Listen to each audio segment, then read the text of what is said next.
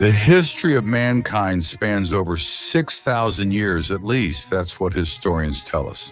And the first 3,000 to 4,000 of these years are sheer mythology. Yes, of course there are ancient texts, but a large part of them is permeated with ancient gods.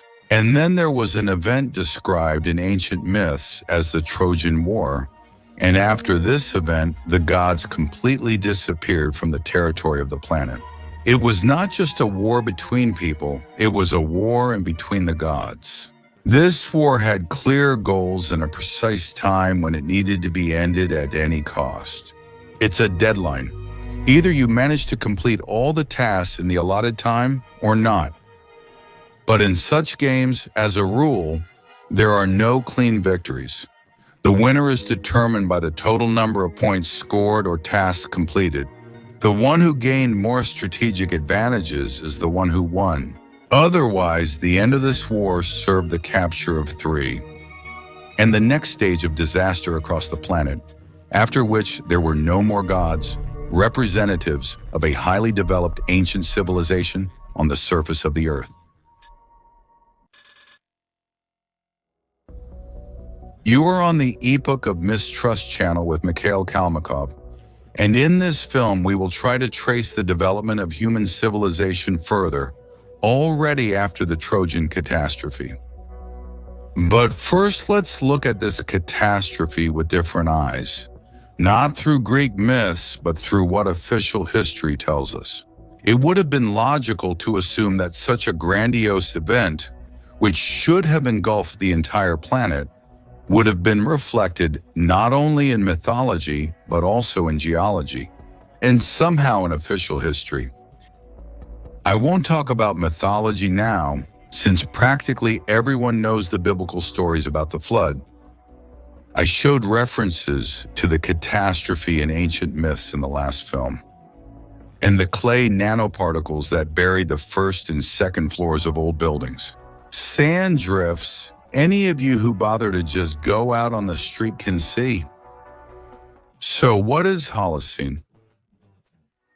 Despite the complex geological name, the Holocene is the historical period in which we are living right now with you.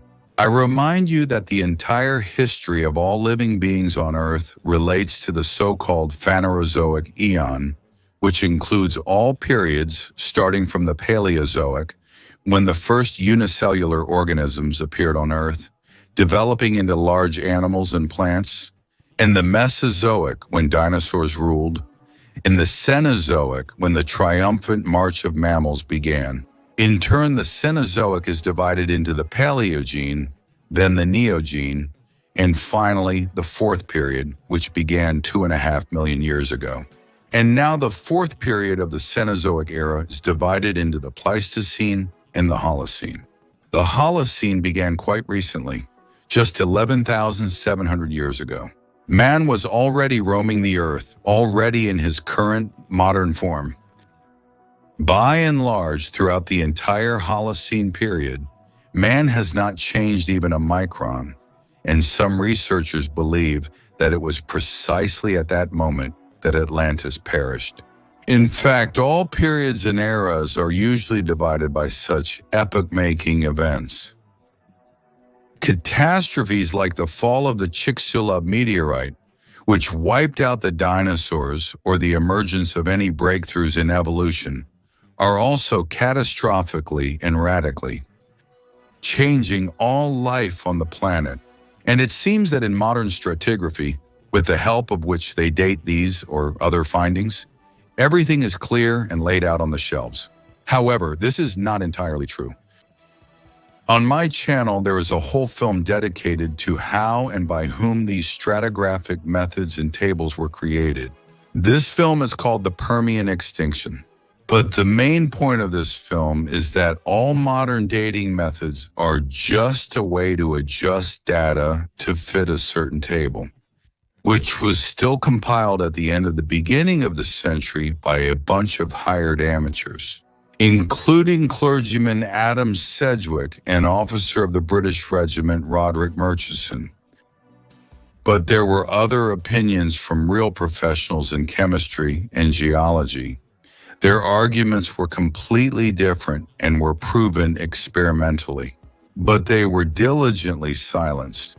One of them was the great chemist of the 19th century, Carl Friedrich Mohr. I detail all of this in the film The Permian Extinction, so I see no point in repeating myself. The main thing is that, most likely, all or very many catastrophes spread by our geologists over millions of years are far apart from each other.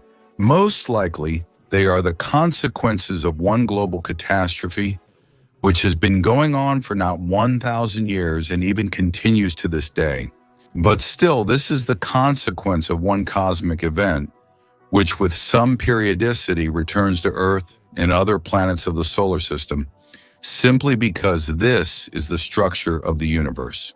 Objects rotate around centers of mass in their system, and with a certain periodicity, everything returns to one point. Although with each time it's weaker, with each cycle, every boundary dissolution, with each arrival, it's easier to survive this catastrophe. So what's wrong with this very Galazin? Holocene event? Well, first of all, as it happens, the beginning and end of each geological era coincides with a mass extinction, that is, with some catastrophe. Maybe geological, maybe biological, or maybe both. The same happened with the Holocene. About 12,000 years ago, another mass extinction of animals and plants occurred. The only difference is that this time, it's not a meteorite or a volcano that's being blamed, but man himself. It all started with extinction.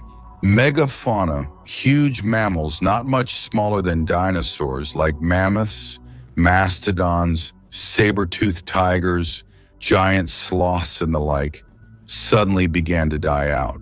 For example, Dromornithids, such giant flightless birds standing nearly 2 and sometimes even 3 meters tall. Among other things, their skeleton is very similar to the skeleton of dinosaurs.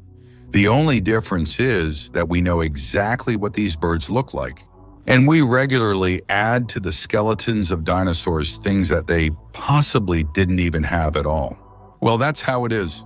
And so a man named Jacob ate all their eggs in Australia, and they went extinct. Although not quite like that. Historians are confused by the evidence, realizing that man himself 12,000 years ago was not so powerful and stupid to single-handedly cleanse the entire planet of megafauna, even in those places where there is no man to this day. They attribute it to climate change and epidemics of mega-diseases among the megafauna. And by the way, the mass extinction continues to this day. Only in the last 500 years, more than 900 species of living creatures have completely died out on Earth, and the extinction continues. And where man is indeed to blame, there is no doubt. For example, the extinction of Steller's cows or bison in America was definitely done by man. But this is already the 18th, 19th century, when there were firearms and animals were shot sometimes for money or for fun. But to kill all the mammoths with a spear. But there is also, secondly, this is well masked by the previous shell about the mass destruction of flora and fauna by man. It is simply and unobtrusively called a voice event, or rather, a voice drought, but in fact, manipulation and deception are already taking place from these words. After all, it was not quite a drought.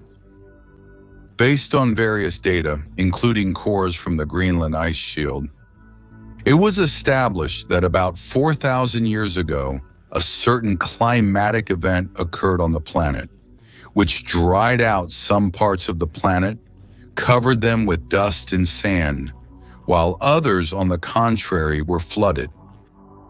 Here is an approximate scheme of such areas. And as we see at the moment, Central Europe, Middle Asia, including the territory of Turkey and the eastern part of the Black Sea, Iran, Mesopotamia, the Arabian Peninsula, the northern part of China, and the central part of North America were dried up and covered with sand. And South America, Central Asia, Scandinavia, Britain, and unexpectedly Timor were flooded. Obviously, research on this topic was not conducted all over the planet, but even what we see is enough to draw attention to some oddities. For example, the fact that places where the sun and sand have scorched all fauna sharply contrast with flooded areas. And what do scientists say about the causes of such sharp climatic changes? Nothing at all. Well, there was a drought, and it led to the fall of the ancient kingdom in Egypt, in the Sumerian Akkadian kingdom, and also forced the carriers of the Harappan civilization to flee from that place. Nothing to sneeze at globally. At least 3 great civilizations perished. But there's no reason this question is usually avoided or forgotten. Well then, if the scholars don't want to talk, we'll try ourselves. With a bit of imagination, it becomes clear that the sharp boundary between such a severe drought and such a heavy flood cannot be accidental. It gets even more interesting if we look at the areas that have experienced drought in places where dust and sand cover the rocky surface, for example, in the mountains or foothills. Everywhere in these places, we see traces of magmatic rocks emerging with subsequent sharp weathering. It's like you've scorched a piece of dough on a skillet, and then it cooled down, dried up, and collapsed inward. Geologists will definitely call such a state some kind of geological activity, for example, the eruption of volcanoes. And if the volcanoes themselves are not found, it will still be volcanoes. But this time they are so-called trap ones. Well, or just a break of the Earth's crust in the end of ends. Why the break itself happened naturally, no one will explain. After all, predicting the location of earthquakes remains the most thankless and unreliable task to this day. But why next to each such place, there are always densely located, no less extensive areas of subsidence? I think for most scientists, and for me too, this is a big mystery. However, one cannot fail to notice that these climatic anomalies are interconnected and seem to be a continuation of each other. One could assume that as a result of some event, which caused unprecedented heat in some areas, it somehow pushed all the water into the neighboring one. But how? If it was a volcanic eruption, then the areas with the blockage would be all around the epicenter. But in this case, we only see one direction, often radiating, but still in one direction. Then possibly it was a strike. Let's assume it was a strike from an asteroid or several asteroids. But again, it doesn't match. All parts, for example, North American or Asian, start on the continent. Where to get water to drain it to the neighboring plot? But what if these asteroids fell when the Earth's atmospheric density was still high? Well, for example, 5-6 atmospheres or even higher?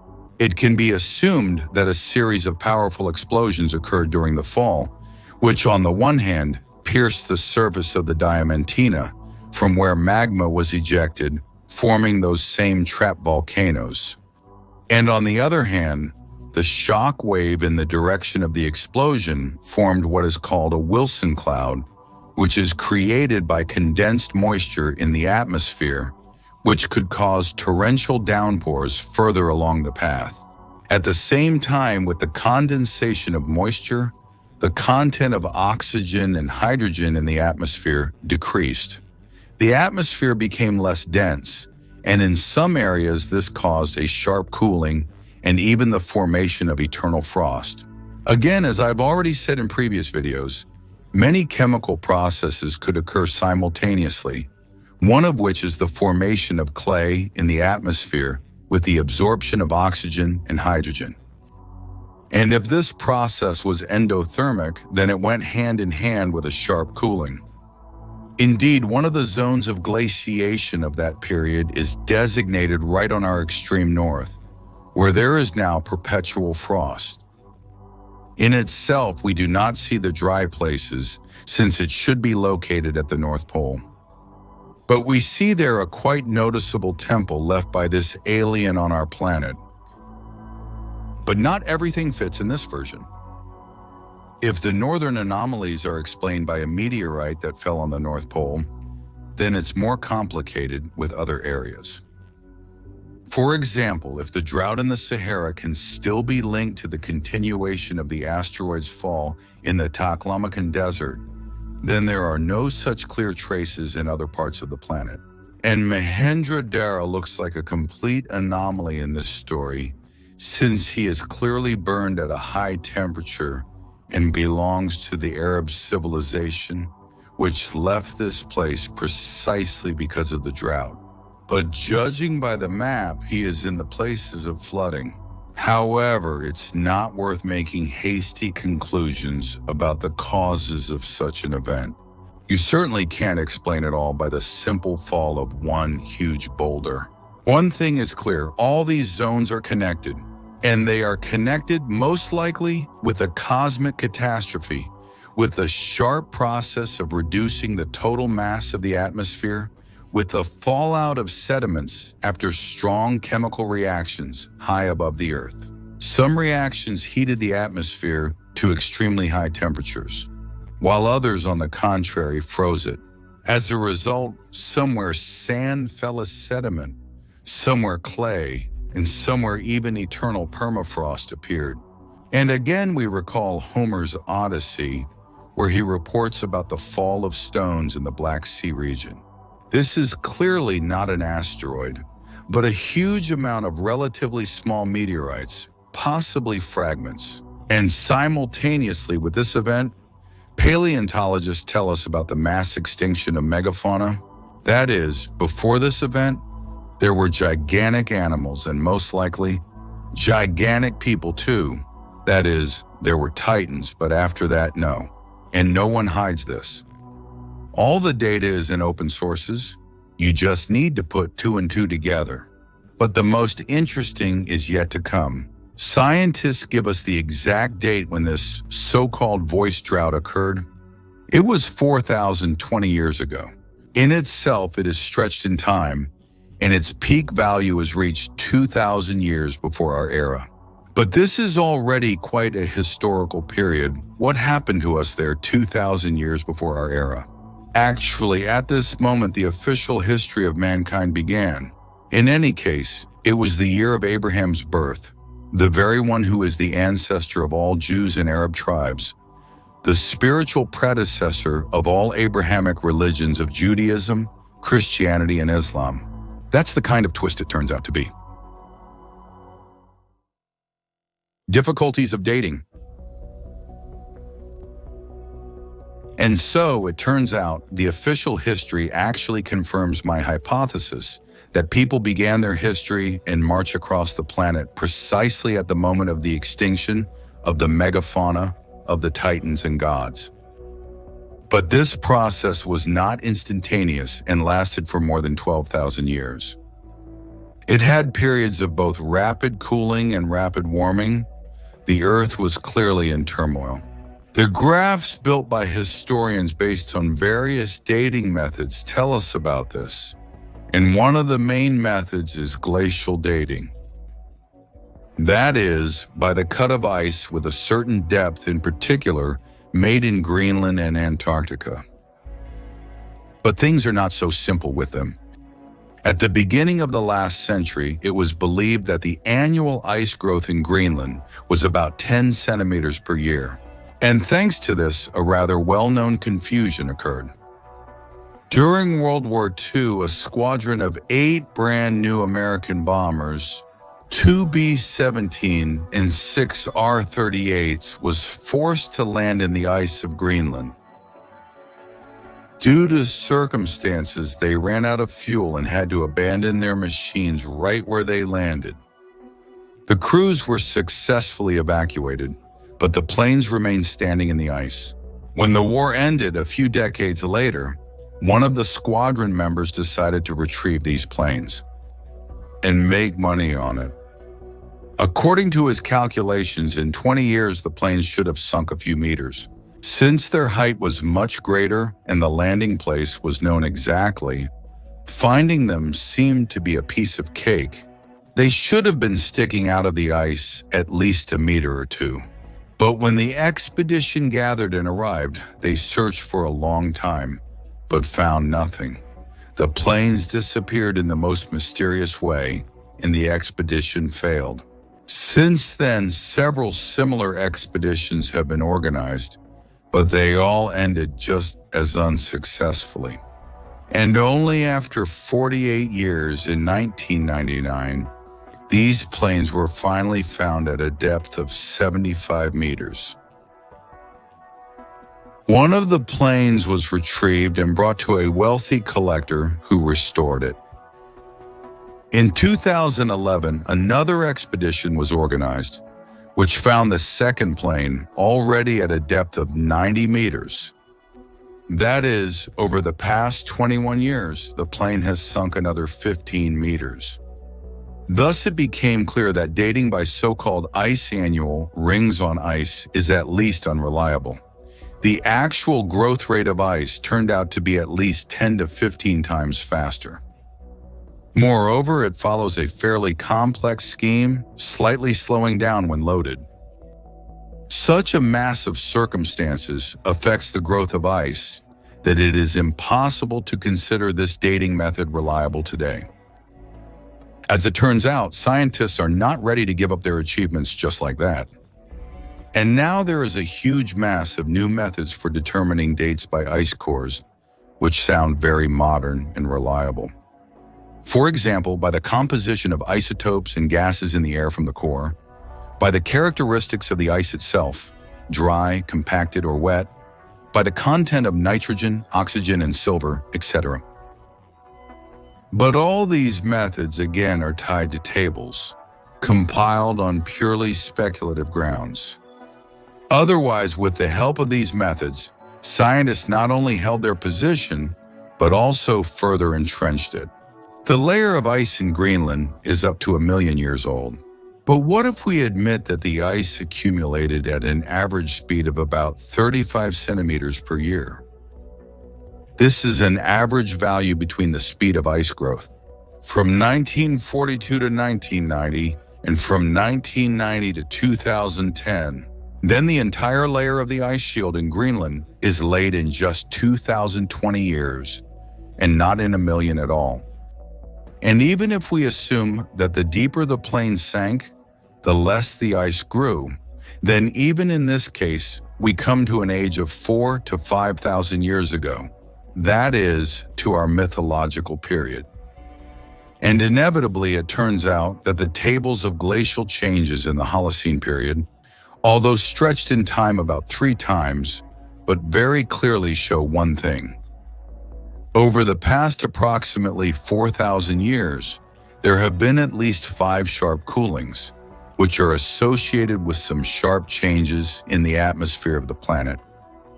And if you look more broadly, there were dozens of such shocks around the planet, big and small. And comparing it with the location of places of drought, flooding 4,000 years ago, one more conclusion can be made.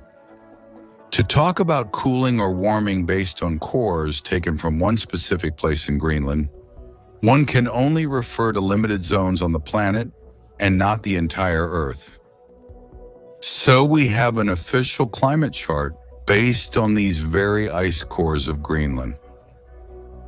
And it is clearly visible on it that the so-called global warming, which has been observed over the last 150 years, it didn't even come close to the temperature level that was on Earth throughout the entire Holocene period. That is, time slices more than 1,000 years ago. Then the temperature on the planet was on average 3 degrees higher than it is now, in the hottest years. Yes, we haven't even returned to the indicators of the 1,000th year of our era. At the rate we're going now, we're expected to go this way for another 300 to 400 years. And after the Trojan War, as we know from the Odyssey and the Aeneid, an unprecedented temperature catastrophe hit the Earth. Even southern Greece in the Ionian Sea area was covered with snow. As Virgil writes, this means that the temperature at the peak of the catastrophe was lower than it is now.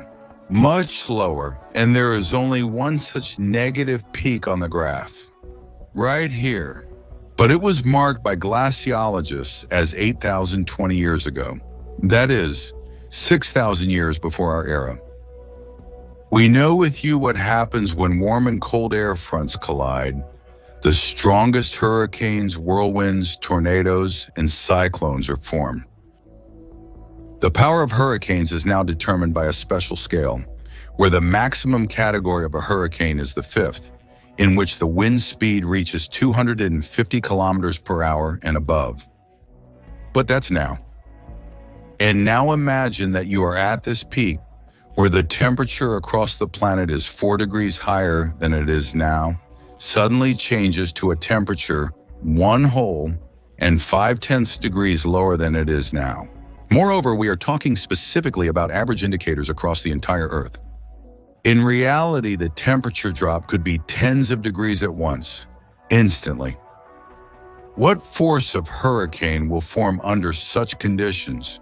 What category, 6th, 7th, 10th?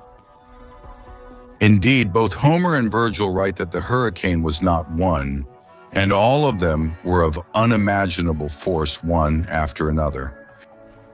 So, in itself, I am sure that this temperature peak corresponds to the end of the Trojan War and the beginning of that very catastrophe that the ancient gods were expecting and preparing for.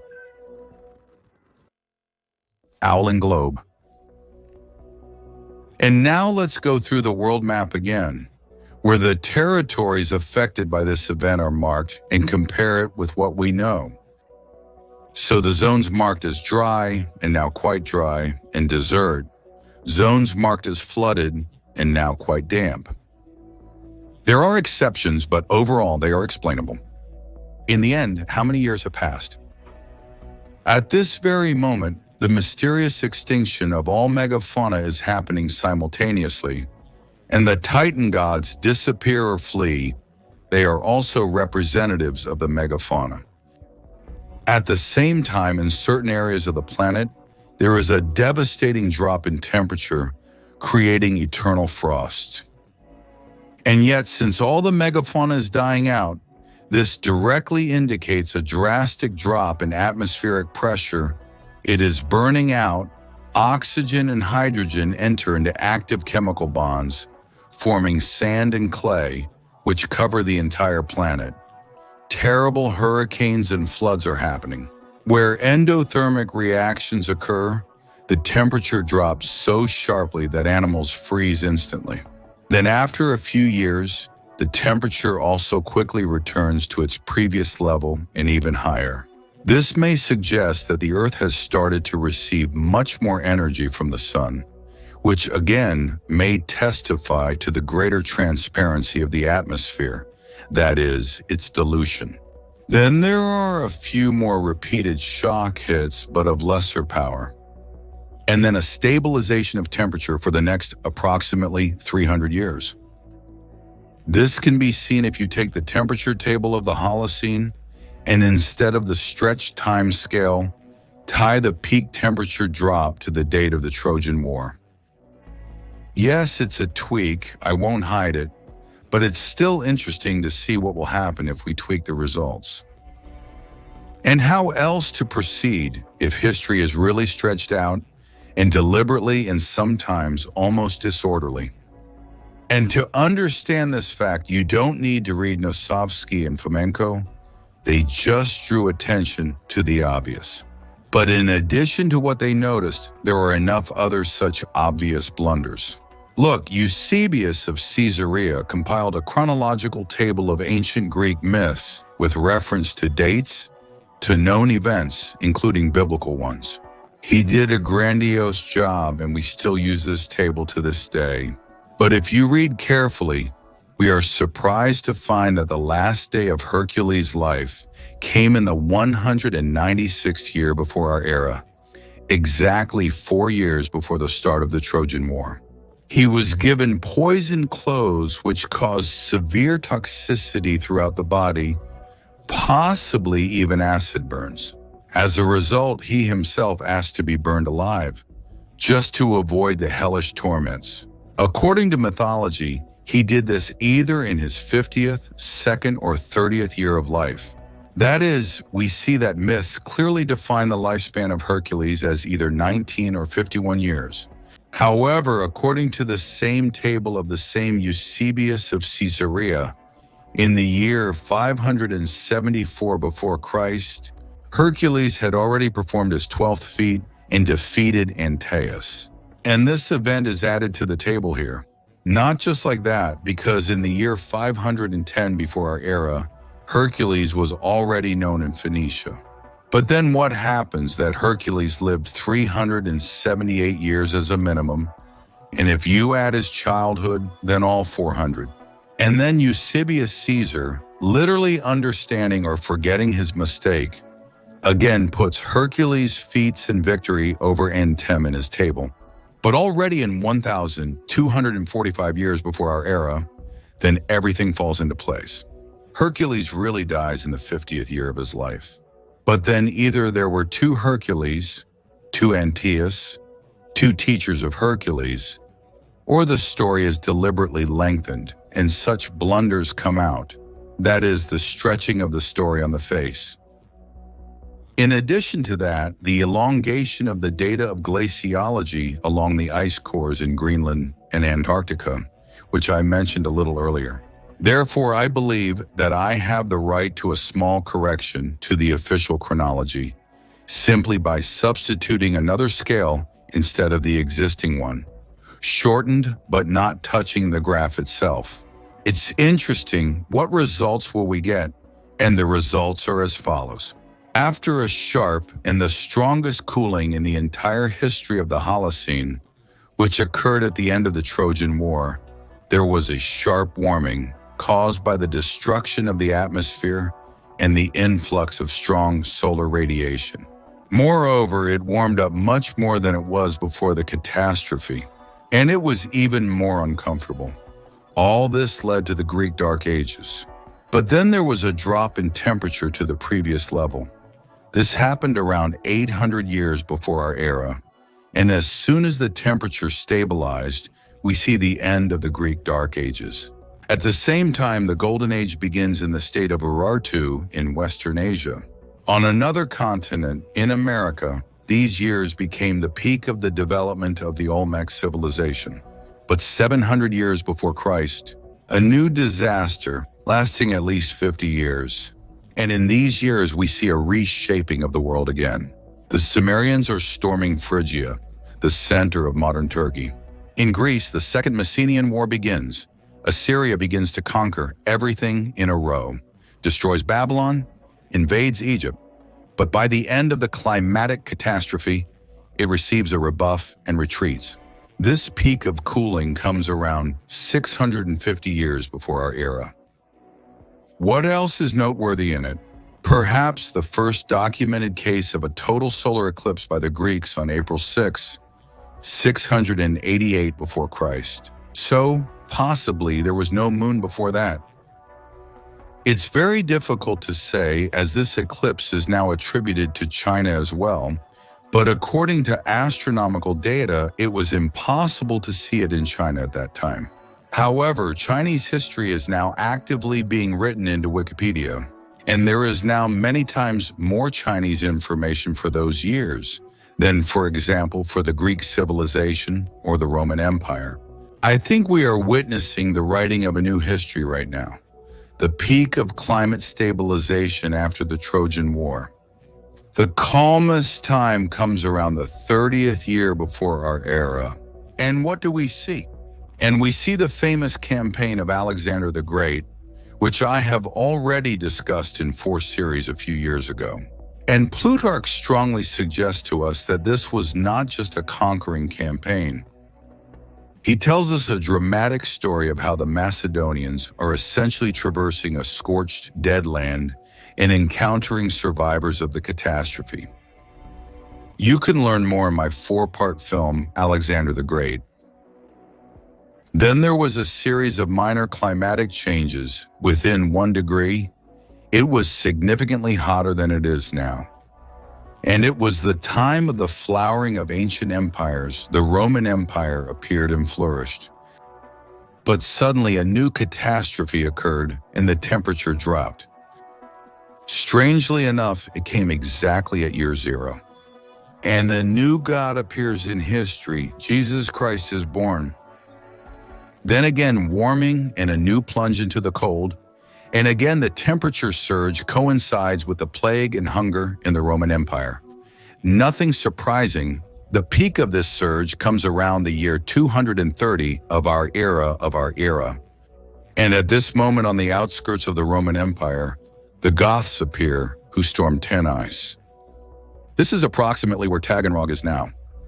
The invasion of the Goths begins, which in 10 years will lead to the retreat of Rome from the Black Sea in the Bosporan Kingdom. The next decline comes in the mid-30s to mid-40s. And what is happening in the world? Again, nothing special, just an invasion of Vandals into Europe from somewhere in the east. Also, Attila with the Huns is destroying Rome. And at the peak of this cooling, the regular campaigns of the Slavs against Byzantium begin. And again, warming, this time breaking all records. It is at this moment that it is believed that the Slavs appeared on Ladoga and drove the Scandinavians out of there, but this is not accurate. And again, a climate catastrophe coming around the 850th year of our era. Everything is normal in the world at this moment. Vikings are raiding Germany and France. Musa ibn Musa, together with African Moors, is devastating Christians in Spain. Pagans are invading England, and Slavs are crushing Byzantium, capturing one city after another. And all this ends with a march on Tsargrad and the establishment of the Russian state. And someone at that time quietly baptizes Bulgaria and then tries to baptize Khazar and Slavs. Another significant negative peak on the graph comes around 1230 to 1240 years. Well, I think what happened at that time, especially no need to tell. These are the Crusades to the east, including the final ice slaughter. The last sharp peak of cooling comes in the 1480s. And what happened during this time? Well, according to legends, the Incas for some reason created a huge fleet and sailed away from the shores of South America somewhere into the Pacific Ocean. Apparently, they founded colonies on Easter Island and in Polynesia, although maybe they all just perished. And 5 years later, for some reason, Columbus decided to sail in the same direction, but from Europe, and discovered America. The era of great geographical discoveries began. Note, again, immediately after the peak of cooling and cataclysm, a sad truth. Yes, this is all the result of adjusting the dates, where I replaced the scale of 11,000 years with a scale of 200,000 years. But you'll agree, it turned out beautifully. And all the dates coincide with epical events, starting from the appearance of the first biblical project and the ancestor of Abraham, the Trojan War, and the campaigns of the Macedonian. The extinction of the megafauna, which was initially talked about a lot and in the Old Testament itself, and then slowly disappeared. And then it coincided with the beginning of the era of great geographical discoveries. Moreover, note that we adjusted the peak value of the biggest catastrophe only to fit the Trojan War. According to the generally accepted dating, and the birth of Abraham in the year 1812 before our era automatically fell into this date, as did all other epical events. And considering how often historians and geologists and everyone else use mathematical methods to adjust for the results they need, there's absolutely no shame in that. What's stopping me from using the same method? But here's the question that's bothering me. Look at this. The loss of a large part of the atmosphere and cooling forced the Titans to abandon the planet's surface and hand over its management to people. According to this table, we are now at the very bottom of the average temperature on Earth for the last either 3 or 11,000 years. Now, the restoration of the warm climate has begun, the one that was before the disasters, and such a restoration, as the graph shows, has already happened more than once. However, we are actively being scared by how scary it will be if the planet warms up again. They scare us with disasters, try to raise funds, and somehow freeze the planet. What are our rulers really so afraid of? Surely not that the gods might return? Just to take a look with one eye, how we manage here alone.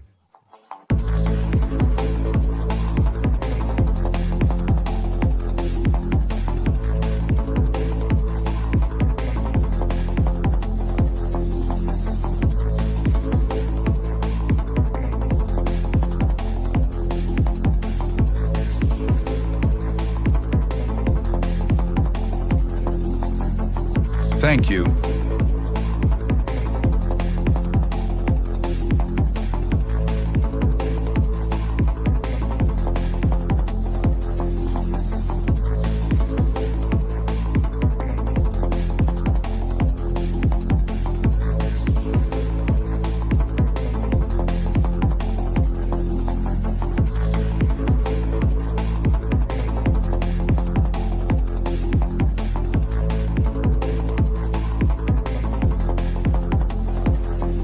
Created the subtitles.